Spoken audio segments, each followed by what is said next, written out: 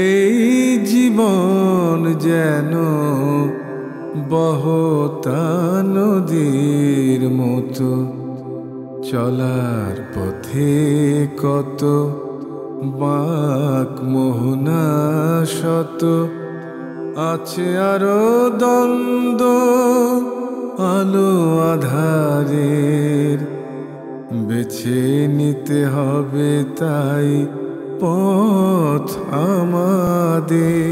আসসালামু আলাইকুম প্রিয় দর্শক, আপনারা যারা দেশে আছেন প্রবাসে, সবাইকে জানাই অনেক অনেক প্রীতি ও শুভেচ্ছা। শুরু হলো এনটিভি আয়োজিত এবং লাভ হলো নিবেদিত টক শো আলোকপাত। আমাদের আজকের বিষয় অনুপম আদর্শ। আপনাদের সাথে আছি আমি জয়নুল আবেদিন আজাদ। আর আজকে আমাদের মাঝে অতিথি হিসেবে উপস্থিত আছেন বিশিষ্ট আলেম শায়েখ আহমদুল্লাহ। আসসালামু আলাইকুম রহমতুল্লাহ বরাকাত। প্রিয় দর্শক, গত কয়েকটি পর্বে স্ত্রীদের সাথে রাসূল সাল্লাল্লাহু আলাইহি ওয়াসাল্লামের আচরণ কেমন ছিল সে বিষয়ে আমরা সংক্ষিপ্তভাবে জানার চেষ্টা করেছি। আমাদের যে পরিবার, সেখানে তো শুধু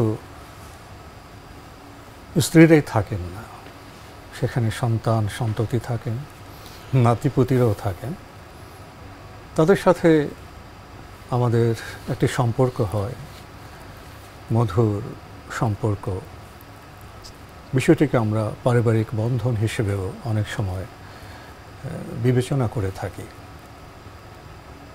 এতদিন পরে, 1450 বছর পরে, আজকেও আমরা নবী সাল্লাল্লাহু আলাইহি ওয়াসাল্লামের যে পরিবার পরিজন এবং তাদের সাথে তার যে আচরণ, সে সম্পর্কে কেন কথা বলছি?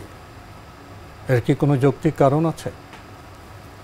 আমরা যদি নিজেদের দিকে তাকাই, নিজেদের পরিবারের দিকে তাকাই, তাহলে হয়তো উপলব্ধি করব এই পুনঃপাঠের পুনঃস্মরণের যৌক্তিক কারণ আছে। আমি আর কথা বাড়াবো না, যার কথা শোনার জন্য আমরা আজকে উপস্থিত হয়েছি তার কাছেই যাব। শায়েখ আহমদুল্লাহ, আমরা তো স্ত্রীদের সাথে নবী সাল্লাল্লাহু আলাইহি ওয়াসাল্লামের আচরণ সম্পর্কে জেনেছি। এখন পরিবারে তো আরও সদস্য আছেন, তাদের সাথে তাঁর আচরণ কেমন ছিল সে বিষয়ে যদি একটু বিস্তার ঘটান। ধন্যবাদ আপনাকে। আলহামদুলিল্লাহ, ওয়াসসালাতু ওয়াসসালামু আলা রাসূলিল্লাহ বাদ। প্রিয় নবী সাল্লাল্লাহু আলাইহি ওয়াসাল্লামকে আল্লাহ রাব্বুল আলামিন আমাদের জন্য এমন অনুপম আদর্শ করেছেন যে যার অনুসরণ ছাড়া আমাদের আর বিকল্প কোনো পথ আসলে খোলা নেই, যার অনুকরণে আমাদেরকে পার্থিব এবং অপার্থিব উভয় জগতে উভয় জীবনে সুখী করতে পারে এবং চূড়ান্তভাবে সার্থক করতে পারে। এজন্য বিশেষ করে আমাদের পারিবারিক জীবনে, পরিবার বলতে স্ত্রী, সন্তান, সন্ততি, তাদের সাথে আমাদের আচার আচরণগুলো অনেকটা নির্ধারণ করে দেয় যে আমরা কি সুখী নাকি দুঃখী। প্রিয় নবী সাল্লাল্লাহু আলাইহি ওয়াসাল্লাম স্ত্রীদের সাথে যেমন আচরণের ক্ষেত্রে তিনি অনুপম আদর্শ ছিলেন, সন্তান সন্ততিদের সাথে, নিজের পরিবারের অন্যান্য সদস্যদের সাথেও আচরণের ক্ষেত্রে তিনি অনুপম আদর্শ ছিলেন। বিশেষ করে তার সন্তানদের সাথে তার আচরণ, নাতনিদের সাথে কেমন আচরণ ছিল, এই বিষয়টি আমার মনে হয় খুবই গুরুত্বপূর্ণ। আজকাল আপনি দেখবেন সমাজের সর্বত্র বাবা মার সাথে সন্তান সন্ততির যে বোঝাপড়াটা আমাদের এই অঞ্চলের একটা সৌন্দর্য ছিল। অর্থাৎ এই ভারত উপমহাদেশের মুসলিম তো বটেই, এমনকি এই অঞ্চলের অন্য ধর্মাবলম্বীরাও মা বাবার সাথে সন্তান সন্ততির বোঝাপড়াটা বেশ ভালো ছিল। এখনও আলহামদুলিল্লাহ আমরা ইউরোপ আমেরিকার সাথে তুলনা করলে, পশ্চিমা পৃথিবীর সাথে তুলনা করলে এখনও আমাদের এখানে পারিবারিক বন্ধনগুলো অনেক সুন্দর, অনেক ভালো। কিন্তু দিন দিন আমাদের পারিবারিক বন্ধনগুলো ঠুনকো হয়ে যাচ্ছে। এখন সন্তান সন্ততির সাথে বাবা মার সেরকম বোঝাপড়া, সেরকম ভালোবাসা, সেরকম সম্প্রীতি, শ্রদ্ধা, স্নেহ, এগুলো কিন্তু আগের মতো। এখানে একটু থামতে চাই। এই যে বললেন এক সময় আমাদের উপমহাদেশের চিত্রটা সুন্দর ছিল, বাবা মার সাথে সন্তানদের যে সম্পর্কের সাথে, এখন সেভাবে নেই। এটা তো আমাদের দুঃখ মথিত একটি উচ্চারণ। অবশ্যই এই বিষয়টিকে নানাভাবে ব্যাখ্যা করা হচ্ছে। কেউ কেউ বলছেন যে এখানে একটি জেনারেশন গ্যাপ রয়েছে। এখন জেনারেশন গ্যাপ বলতে আমরা কি বুঝব? এটা কি শুধুই সভ্যতার, বিজ্ঞান প্রযুক্তির উপায় উপকরণের ব্যবহারের তারতম্যের কারণে গ্যাপ, নাকি জেনারেশন গ্যাপের মধ্যে ফিলোসফিক্যাল বা দার্শনিক আকিদা বিশ্বাসের কোনো গ্যাপ আছে? বিষয়টাকে আপনি কিভাবে মূল্যায়ন করেন? সন্দেহাতীতভাবে দ্বিতীয় দিকটার কথাই আমি বলবো, কারণ আমাদের আগে কি ছিল এখন কি নেই, আসলে অভাবটা কোন জায়গায়।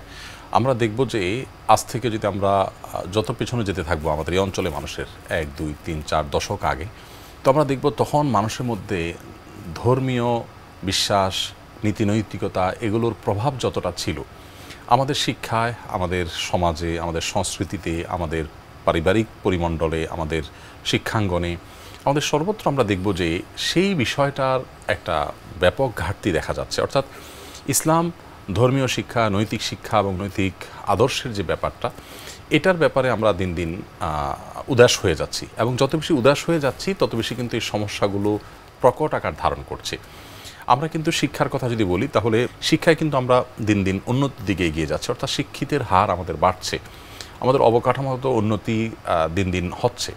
আমরা যদি অন্যান্য দিক বলি তাহলে অনেক দিক থেকে আমরা কিন্তু এগিয়ে যাচ্ছি। একটা জায়গায় আমরা পিছিয়ে যাচ্ছি, সেটা হলো যে আমাদের মনুষ্যত্ব, মানবিক গুণাবলী, আমাদের উন্নত চরিত্র, অনুপম আদর্শ, আমাদের চরিত্র মাধুর্য, এই জিনিসগুলো আমাদের থেকে হারিয়ে যাচ্ছে। আর এই জিনিসগুলো যে জায়গা থেকে আসবে সেটি হলো ধর্মীয় বিশ্বাস। ধর্মীয় বিশ্বাস, ধর্মীয় যে আপনার বিধিনিষেধ আছে, সেই বিষয়গুলো যখন ঘাটতি দেখা যায়, সেই বিষয়গুলোতে যখন মানুষ ফোকাস কম করে, মনোযোগ কম দেয়, তখন কিন্তু সমস্যাটা দেখা যায়।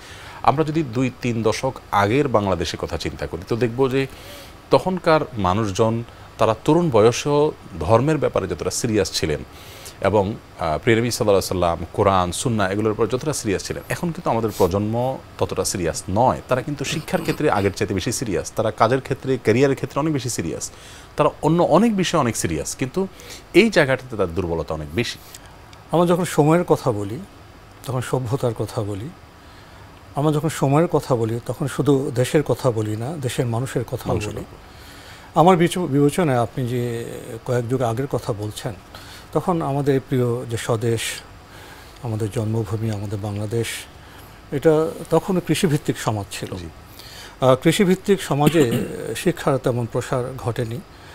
তাদের সন্তানরা, যাদের কৃষকদের মধ্যে যারা একটু সম্পন্ন ছিলেন, যাদের অনেক অর্থ ছিল, বিশেষ করে পাট বিক্রয়ের যে অর্থ, সেটা দিয়ে সন্তানদের বিলেত পাঠিয়েছেন। যারা একটু কম ছিল, তারা হয়তো ভারতে বা কলকাতা পাঠিয়েছেন শিক্ষার জন্য। তো তখনকার যে কৃষি সমাজ, অর্থাৎ আমাদের যারা বাপদাদা ছিলেন, তারা লেখাপড়া তেমন জানতেন না, তাদের বিশ্বাস ছিল প্রগাঢ়। তারা যে আল্লাহ রসুল পরকালকে এতটাই বিশ্বাস করতেন, অক্ষরবিহীন একজন কৃষক তার ছাগলটিকে জমিনের আইলে এত দৃঢ়ভাবে নিয়ন্ত্রণে রাখতেন যেন অপরের ক্ষেতে একটু মুখ না লাগায়। পরের ক্ষেতে যদি আমার এই ছাগল মুখ লাগায়, তার শস্য নষ্ট করে আমাকে জবাবদিহি করতে হবে আল্লাহর কাছে, এবং এর দুগ্ধ আমার কাছে কতটা হালাল হবে সে চিন্তাও করতেন। সে অশিক্ষিত কৃষক একমাত্র পরকাল বিশ্বাস করে না, আল্লাহর বিশ্বাস। এখানে বিশ্বাসের বিষয়টি এদেরই সন্তান, এই কৃষকের সন্তান যারা সম্পন্ন ছিলেন, কেউ বিলেতে গেছে, কেউ কলকাতায় গেছে, এবং বিলেতে গিয়ে ইউরোপ রেনেসার পরে যে রেনেসাটা হলো, সেকুলার যে সভ্যতা আসলো, ইহলৌকিক যে জীবন আসলো, সেখানে তো পরকালের অবস্থান নেই। তাহলে এই কৃষকের সাথে সন্তানের গ্যাপটা কোথায়, জেনারেশন গ্যাপটা কোথায়? কৃষক আল্লাহতে বিশ্বাস করে, পরকালে বিশ্বাস করে, তার জীবনের মান ভ্যালু একরকম। তারই সন্তান যখন ওয়েস্টার্নে গেল, ওয়েস্টার্ন সিভিলাইজেশন দ্বারা প্রভাবিত হলো, বা কলকাতা কেন্দ্রিক যে বাংলার নবজাগরণ তার দ্বারা প্রভাবিত হলো, তারা কিন্তু এক ধরনের সেকুলার সিস্টেমে চলে আসলো। ইহলৌকিক বাদে তো পরকালের স্থান নেই।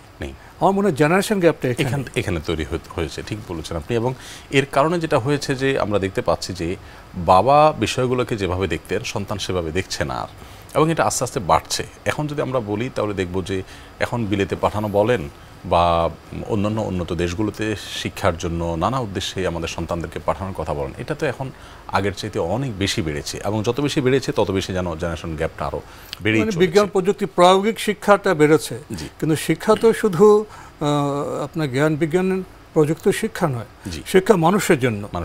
আমরা তো জানি education is the harmonious development of body, mind and soul. যে শিক্ষায় একই সাথে শরীর, মন এবং আত্মার সুসমুদ্র বিকাশ ঘটবে, সেটাই তো প্রকৃত শিক্ষা।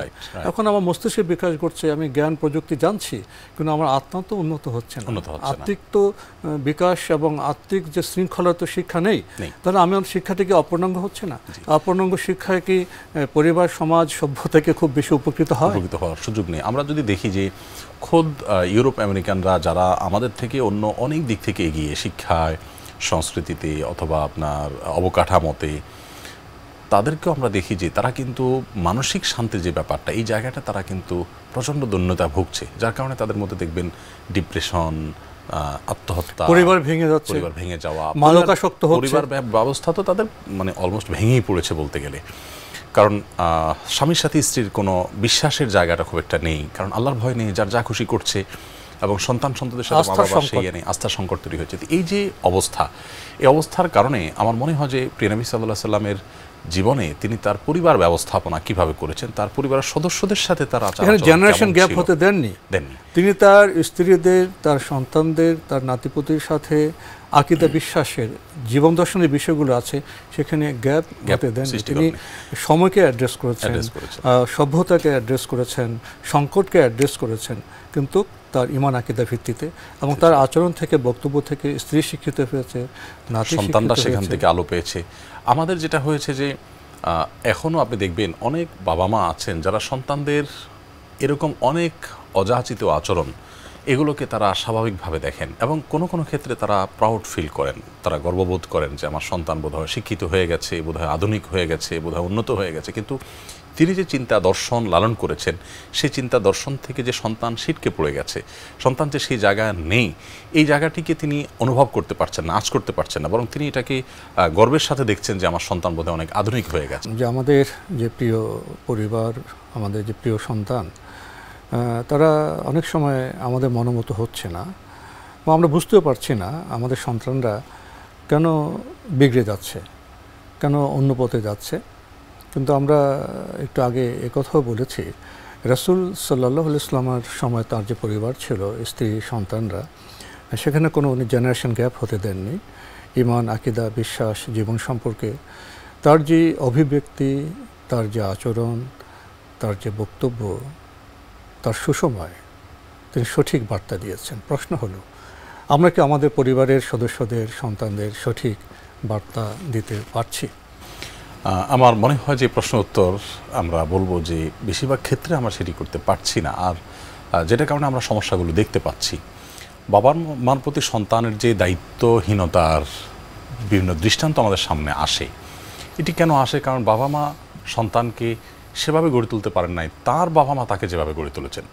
আমরা যেটি বলছিলাম যে 1-2 যুগ 3 যুগ আগে যদি আমরা চলে যাই, তো বাবা মার চিন্তা দর্শন, তাদের আদর্শ, তাদের সংস্কৃতি, এটা সন্তানদের মধ্যে এত সুন্দর করে তারা দিয়ে যেতেন যে সন্তান সেটাকে খুব ভালোভাবে আঁকড়ে ধরতেন।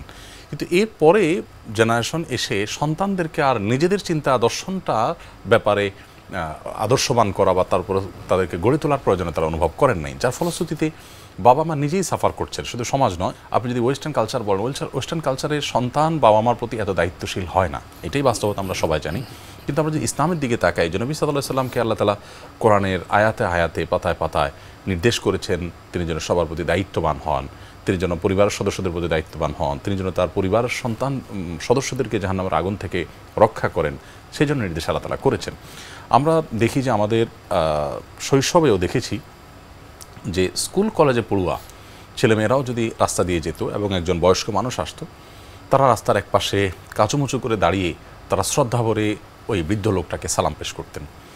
আমরা দেখতাম যে পাবলিক পরিবহনগুলোতে কোনো একজন মহিলা, কোনো একজন বৃদ্ধ মানুষ বা কোনো একটা শিশু যদি উঠতো, তো সাথে সাথে অনেকেই কিন্তু সিট ছেড়ে দিয়ে দাঁড়িয়ে যেতেন, তাকে অফার করতেন সিটটি। এটা সহমর্মিতা ছিল। আমরা এখন কি সে দৃশ্যগুলো আগের মতোভাবে দেখতে পাই?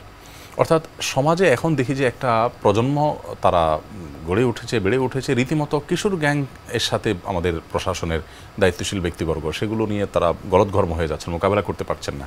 অর্থাৎ তরুণরা বকে যাচ্ছে, নষ্ট হয়ে যাচ্ছে, বিপদগামিতার দিকে চলে যাচ্ছে, এবং তাদেরকে কোনোভাবে ঠেকানো যাচ্ছে। এখানে শক্তির প্রদর্শন হচ্ছে। আমরা দেখি যে বরং ওই বৃদ্ধ লোকটাকে তাকে মানুষই মনে করছে না। পাবলিক পরিবহনগুলোতে আগের মতো সেই একে অন্যকে ছাড় দেওয়ার বা সহমর্মিতা প্রদর্শন করার মানসিকতা নেই। এমনকি আমরা মা চাচিদেরকে দেখেছি ভালো কোনো খাবার রান্না করলে আশেপাশের বাসাবাড়িগুলোতে পাঠিয়ে দিতেন, যেটা নবী সাল্লাল্লাহু আলাইহি ওয়াসাল্লামের নির্দেশ ছিল। কিন্তু এখন দেখা যায় একই ভবনে পাশাপাশি ফ্ল্যাটে বসবাস করছেন দুটি পরিবার, তারা দিনকে দিন চলে যাচ্ছে, মাসকে মাস চলে যাচ্ছে, দেখা সাক্ষাৎ পর্যন্ত হচ্ছে না। কারণ এখানে পারিবারিক বন্ধনের বিষয় চলে আসে, সামাজিক বন্ধনের বিষয় চলে আসে। অর্থাৎ একটি সমাজ সভ্যতা যে আকর বা ভিত্তির উপর দাঁড়ায় সেখানে কি চির ধরে যাচ্ছে? জি, চির ধরে যাচ্ছে। এই জন্য এই জায়গায় দাঁড়িয়ে আমাদের আসলে প্রিয় নবী সাল্লাল্লাহু আলাইহি সাল্লামের যে অনুপম আদর্শ, তার যে চারিত্রিক মাধুর্য, সেটি আমাদের বোধহয় পুনর্পাঠ করা খুব বেশি প্রয়োজন। আপনার সামনে কি আরেকটু কথা বলবো? আমরা যখন রাসূল সাল্লাল্লাহু আলাইহি ওয়াসাল্লামের পরিবার নিয়ে কথা বলবো, পারিবারিক পরিবেশ নিয়ে কথা বলবো এবং পরিবারের সদস্যদের সাথে তার আচরণের কথা বলবো, সেখানে তো একটি ভিত্তি ছিল। রাসূল সাল্লাল্লাহু আলাইহি ওয়াসাল্লাম কোন পরিবেশে বেড়ে উঠেছেন, এখানে খুবই গুরুত্বপূর্ণ এবং দেখার মতো বিষয় হলো, তখনও আরবের বরেন্দ্রী বংশে শিশুর লালন পালনের ক্ষেত্রে সে সময়ে যে সতর্কতা, সেটা ঐতিহাসিক। আমরা এখনও মনে করে থাকি যে ভূমিষ্ঠ হওয়ার পরেই কিন্তু শিশুর বেড়ে ওঠাটা শুরু হয় না, মাতৃগর্ভেই কিন্তু শিশু বিকশিত হয়, তার মানবিক আকারটা রূপ লাভ করে।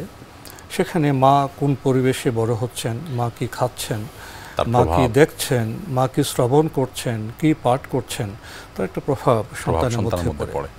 এবং ভূমিষ্ঠ হওয়ার পর শিশু মাতৃকোলে যেমন লালিত পালিত হচ্ছেন, তেমনি একটি পরিবেশে লালিত পালিত হচ্ছেন। পরিবেশ তাকে কি দিচ্ছে, কি শ্রবণ করছে, কি দেখছে, কি আওয়াজ শুনছে, এই বিষয়গুলো শিশুর ক্ষেত্রে বেশ প্রভাব ফেলে থাকে। এই জন্যে কি রাসূল সাল্লাল্লাহু আলাইহি ওয়াসাল্লামকে শৈশবেই সেই মরুর প্রাকৃতিক পরিবেশে পাঠানো হয়েছিল। নবী সাল্লাল্লাহু আলাইহি সাল্লামকে আল্লাহ রাব্বুল আলামিন কিছু আদর্শ সামনে রেখেছেন কোরআনে কারীমে। আমরা দেখি যে আমাদের নবী সাল্লাল্লাহু আলাইহি সাল্লামের আরও পেছনে চলে গেলে আমরা দেখি লুকমান আলাইহিস সালাম, আল্লাহর একজন প্রিয় বান্দা, তার ব্যাপারে আল্লাহ সুবহানাহু ওয়া তাআলা কোরআনে কারীমে একটা দৃষ্টান্ত স্থাপন করেছেন আমাদের প্রিয় নবীজির সামনে। আল্লাহ বলেছেন, ওয়াইদ ক্বালা লুকমানু লিইবনিহি ওয়া হুয়া ইয়াইযুহু ইয়া বুনাই লা তুশরিক বিল্লাহি ইন্নাশ শিরকা লাযুলমুন আযীম। অর্থাৎ তুমি স্মরণ করে হে মুহাম্মদ সাল্লাল্লাহু আলাইহি সাল্লাম, ওই সময়ের কথা যখন লোকমান বলেছিলেন তার সন্তানকে, হে আমার আদরের সন্তান, হে আমার প্রিয় বৎস। সন্তানকে উপদেশ দিয়ে বাবা বলছিলেন যে তুমি আল্লাহর সঙ্গে কখনো শিরকে লিপ্ত হবে না, কারণ শিরক এটা সবচেয়ে বড় অপরাধ। এবং এখানে অনেকগুলো নাসিহা করেছেন, অনেকগুলো উপদেশ দিয়েছেন লোকমান তার সন্তানকে। এর মধ্যে থেকে অহমিকা করবে না, অহংকার প্রদর্শন করবে না, বিনম্রতার সাথে হাঁটবে, পৃথিবীতে যখন ধরাপৃষ্ঠে যখন চলবে তোমার চলার মধ্যে উচ্চ কণ্ঠে কথা বলবে না, এবং তোমার কণ্ঠ মধ্যম হবে, তোমার চলন হবে মধ্যম, প্রত্যেকটা ক্ষেত্রে মধ্যম পন্থা অবলম্বন করবে। এই যে একজন সন্তানকে একজন বাবা, তিনি যে তার মোরাল দিকগুলো, তার চারিত্রিক দিকগুলো তাকে বিশেষভাবে যত্ন নেওয়ার জন্য পরামর্শ দিবেন, এই শিক্ষা আমরা কোরআন থেকে পেয়েছি লোকমান আলাইহিস সালামের মাধ্যমে। আল্লাহ তাআলা তার প্রিয় নবী সাল্লাল্লাহু আলাইহি ওয়াসাল্লামকে আরও নির্দেশ করেছেন, কু আনফুসাকুম ওয়া আহলিকুম নারা। শুধু তাকেই নয়, সমস্ত ঈমানদারদেরকে আল্লাহ তাআলা অ্যাড্রেস করে, সম্বোধন করে বলছেন যে তোমরা তোমাদের নিজেদেরকে এবং তোমাদের পরিবার পরিজনকে জাহান্নামের আগুন থেকে বাঁচাও। আমরা যদি দেখি ইব্রাহিম আলাইহিস সালামের কথা, কোরআনে আল্লাহ তাআলা উল্লেখ করেছেন যে ইব্রাহিম আলাইহিস সালাম তার সন্তানদের জন্য দোয়া করেছেন, রব্বি জাআলনি মুকিমাস সালাহ ওয়া মিন যুররিয়াতি, আল্লাহ আমাকে সালাত কায়েমকারী বানান, আমার সন্তানদেরকেও সালাত কায়েমকারী বানান। এবং ইব্রাহিম আলাইহিস সালাম দোয়া করতেন যে আল্লাহ আমার বংশধরের মধ্যে এমন মানুষ দিন যে মানুষ এসে মানুষকে সংশোধন কর্ম করবেন, যে মানুষের সংশোধনী আনবেন, মানুষের মধ্যে পরিশুদ্ধি অভিযান করবেন, আল্লাহ আপনার কালাম পাঠ করে শোনাবেন এবং মানুষকে হেকমা শিক্ষা দিবেন, কিতাব শিক্ষা দিবেন, অর্থাৎ নবী সাল্লাল্লাহু আলাইহি ওয়াসাল্লামের কথা। তার মানে একজন বাবা তিনি তার সন্তানদেরকে নিয়ে বড়জোর ভাবেন, কিন্তু আমরা কোরআনে তাকালে দেখতে পাই যে তিনি শুধু সন্তান না, সন্তান এর পরবর্তী যে প্রজন্ম আসবে নিজের বংশে, এই প্রজন্মের পুরো প্রজন্মের জন্য দোয়া করেছেন। এবং ওয়ামিন যুররিয়াতির অর্থ কিন্তু শুধুমাত্র সন্তান নয়, অর্থাৎ আল্লাহ আমি তো বটেই, আমার পরবর্তী বংশধর যারা আসবে তাদের সবাইকে যেন সালাত কায়েম করে আপনি বানান, সেই প্রার্থনা আপনার কাছে করি। আপনি যে কথা বললেন, এই কথার মধ্যে বোধহয় আমাদের পরিবারের জন্য বার্তা আছে এবং সন্তান পরিগঠনের ক্ষেত্রে বার্তা আছে। আমি একটু দর্শকদের সাথে কথা বলি। প্রিয় দর্শক, আমরা তো টকশো করছি আলোকপাত, আমরা অনুপম আদর্শ নিয়ে কথা বলছি। শেখ আহমদুল্লাহ ভাই যে একটি কথা বললেন, সন্তান পরিগঠনের ব্যাপারে পবিত্র কোরআনে সূরা লোকমানের কথা বলা হয়েছে। সেখানে পিতা তার সন্তানকে কি বলছেন, কি বললেন? আমরা যারা মুসলিম এবং যারা মানুষ, ধর্ম বর্ণ নির্বিশেষে সবাই তো চায় আমার সন্তানটা ভালো মানুষ হিসেবে পরিগঠিত হোক, বিকশিত হোক। প্রশ্ন হলো সেই বিকাশের পরিগঠনের পথ পদ্ধতি কী? আজকে বিশেষভাবে আমি সূরা লোকমানকে চিহ্নিত করছি, প্রিয় মুসলিম ভাই বোন, আপনারা তো কোরআন পড়ে থাকেন, অধ্যয়ন হয়তো করেন। সূরা লুকমানকে আমরা সেভাবে পড়েছি। সন্তানদের পরিগঠনের ব্যাপারে সূরা লুকমানে যে মৌলিক কথাগুলো আছে, আমরা কি সেগুলোর চর্চা করি? এই বিষয়গুলো নিয়ে কি আমরা সন্তানের সাথে কথা বলি? না বললে হতাশার কারণ নেই। যদি আমরা ভুল থেকে মুক্ত হতে চাই, আসুন না আমরা আগামীকালই নিজেরা সূরা লুকমান পড়ি এবং সূরা লুকমানে কি বলা হয়েছে সেটা নিয়ে আমাদের সন্তানদের নিয়ে একটু পাঠাভ্যাস করি, একটু কথা বলি, একটা পাঠচক্র করি। তাহলে কি আমরা অধিকতর উপকৃত হব না? সময় বোধহয় আমাদের শেষ হয়ে গেছে। আরও কিছু কথা ছিল আমার তো বলার, কিন্তু সময় তো আমাদের সে সুযোগ দিচ্ছে না, এখানে শেষ করতে হচ্ছে। শেখ আহমদুল্লাহ, আমরা তো বোধহয় প্রাথমিক যে বিস্তারটা সেটা শুরু করেছি। তো ইনশাল্লাহ আপনার সাথে তো আমাদের আরও অনুষ্ঠান হবে, আমরা বিভিন্ন পর্যায়ে সে বিষয়গুলো নিয়ে কথা বলব। তো আজকে এখানে শেষ করছি। আপনি কষ্ট করে আমাদের স্টুডিওতে এসেছেন, সেজন্য আপনাকে অনেক ধন্যবাদ। ধন্যবাদ আপনাকেও। প্রিয় দর্শক, আমরা দেখছিলাম এনটিভি আয়োজিত এবং লাভ হেলো নিবেদিত অনুষ্ঠান আলোকপাত। অনুপম আদর্শ এই শিরোনাম আমরা আজকে রাসূল সাল্লাল্লাহু আলাইহি ওয়াসাল্লামের যে পরিবারের যে সদস্য, সেখানে সংস্কৃতি কী ছিল, আকীদা বিশ্বাস কী ছিল, আমরা এখন যে বিষয়টি প্রায়শ বলে থাকি জেনারেশন গ্যাপ, প্রজন্মে যে গ্যাপ, সেটা সেখানে ছিল কিনা, না থাকলে কেন ছিল না, আর আমাদের জীবনযাপনে এই জেনারেশন গ্যাপ কেন হচ্ছে, এই আত্মসমালোচনা বোধ হয় শুধুই প্রাসঙ্গিক নয়, খুবই গুরুত্বপূর্ণ এবং জরুরি বর্তমান সভ্যতায়, বর্তমান সময়ে। প্রিয় দর্শক, মহান আল্লাহ আমাদের সবাইকে নিরাপদে রাখুন শান্তিতে। আসসালামু আলাইকুম। পথে কত বাক মোহনা শত, আছে আরো দ্বন্দ্ব আলো আধারের, বেছে নিতে হবে তাই পথ আমাদের।